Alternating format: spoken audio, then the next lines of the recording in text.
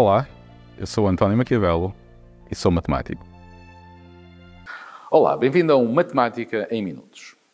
Há várias leis da natureza que são expressas por relações de proporcionalidade, havendo os dois tipos, proporcionalidade direta e proporcionalidade inversa. Na proporcionalidade direta temos quantidades que variam de tal modo que quando uma aumenta, a outra aumenta, sempre na mesma proporção, claro, enquanto que na proporcionalidade inversa, quando uma aumenta, a outra diminui.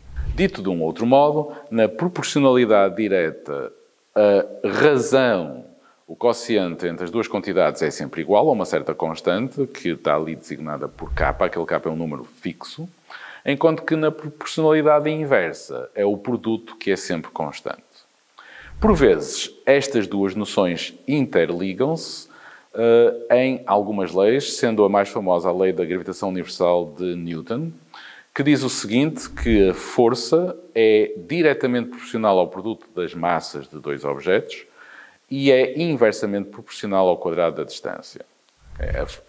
A lei da gravitação universal é expressa por aquela fórmula que está ali escrita no quadro, em que aquele G é um número fixo, é constante de gravitação universal, os m's são as massas e o D é a distância.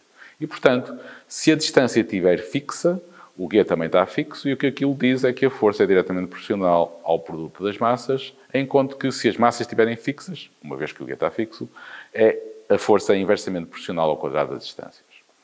Uma lei mais simples, mas historicamente muito importante, é a chamada Lei de Boyle, foi descoberta por um senhor chamado Robert Boyle em 1662, e que dá uma relação entre a pressão e o volume de um certo gás. E o que diz é o seguinte, se a temperatura for constante e a quantidade de gás também, então o volume que o gás ocupa é inversamente proporcional à pressão a que está sujeito.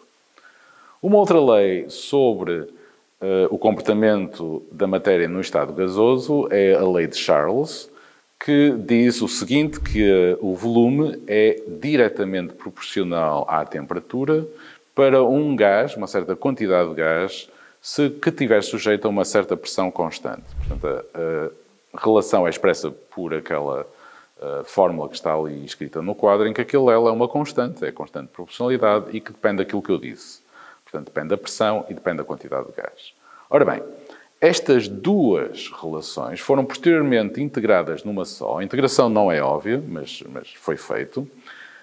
E dá aquilo que se chama a lei dos gases ideais, que relaciona então a pressão, o volume e a temperatura de uma certa quantidade de gás. E a descoberta destas leis e a sua matematização foi muito importante para confirmar a natureza cinética da temperatura, portanto que a temperatura resulta do movimento daquilo que hoje chamamos moléculas, e também ainda confirmar a natureza corpuscular da matéria. Ficam aqui algumas indicações bibliográficas para quem quiser saber um pouco mais sobre este assunto e muito obrigado pela vossa atenção.